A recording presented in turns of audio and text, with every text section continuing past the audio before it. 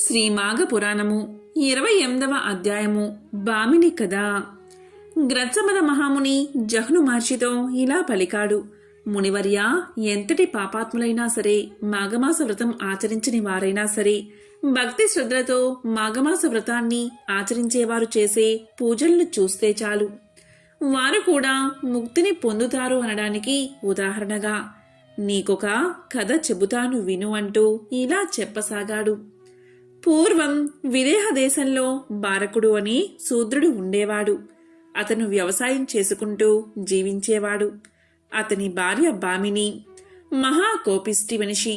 ఏ కారణం లేకపోయినా ఇరుగు పొరుగు వారితో రోజూ పోట్లాడుతూ ఉండేది. ఈవిడి నోటికి జడిసి గ్రామంలోని ఆడవారంతా తప్పించుకుని తిరుగుతూ ఉండేవారు.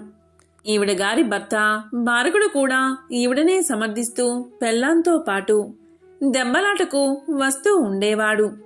వీరికి వినయుడు అనే కుమారుడు ఉన్నాడు. అతను చిన్నప్పటి నుంచి చాలా నెమ్మదైనవాడు. తల్లిదండ్రులు ఏమన్నా కొట్టినా కూడా సహించి కాలం గడుపుతూ ఉండేవాడు. అదృష్టం వల్ల ఇతనికి మంచి స్నేహితులు దొరికారు. వారితో పాటు పాఠశాలకు వెళ్ళి గురువుల దగ్గర చక్కగా చదువులు నేర్చుకుంటూ ఉండేవాడు. అది తల్లిదండ్రులకు నచ్చేది కాదు. అయినా చదువు మీద శ్రద్ధ ఉండడం చేత వెళ్ళి గురువులు చెప్పేది నేర్చుకు వచ్చేవాడు. వినయుడు పెరిగి పెద్దవాడై తండ్రికి వ్యవసాయపు పనుల్లో చేదోడు వాదోడుగా ఉండేవాడు. తల్లి మాత్రం అతన్ని ఏదో వంక పెట్టుకుని తిడుతూ ఉండేది.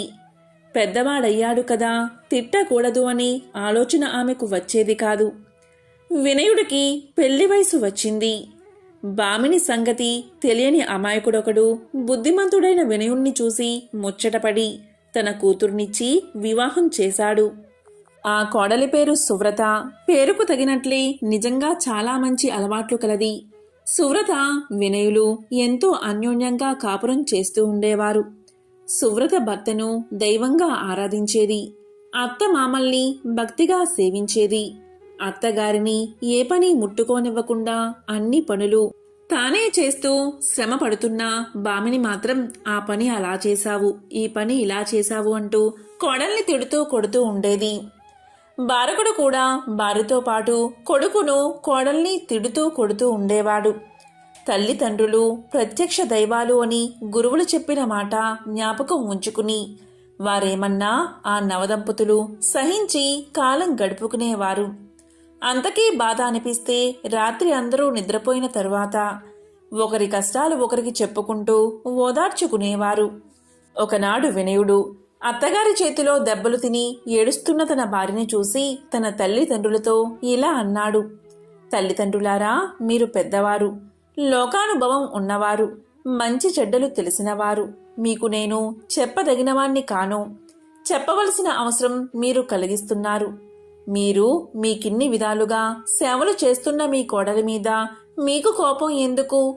పిల్లలు కని వంశాన్ని వృద్ధి చేసే కోడలి మీద మీరింత ద్వేషం చూపించవచ్చా?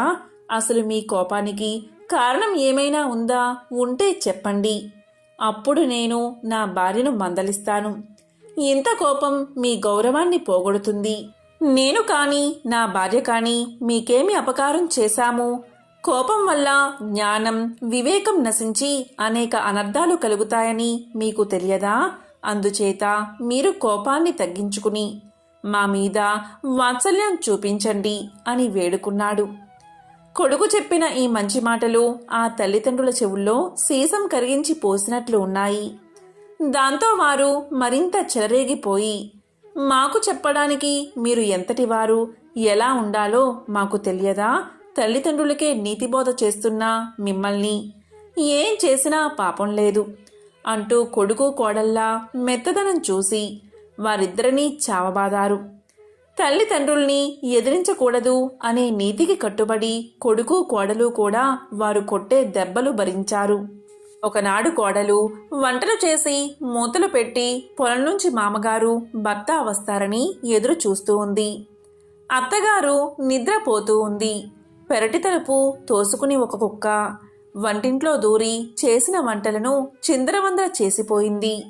కోడలు వచ్చి చూసి తెల్లబోయింది. అత్తగారు లేచి వచ్చి చూసి కోడల్ని అశ్రద్ధగా ఉన్నందుకు చితకబాది ఒక గదిలో పెట్టి తాళం వేసింది. ఆ తరువాత భర్త కొడుకు వచ్చారు.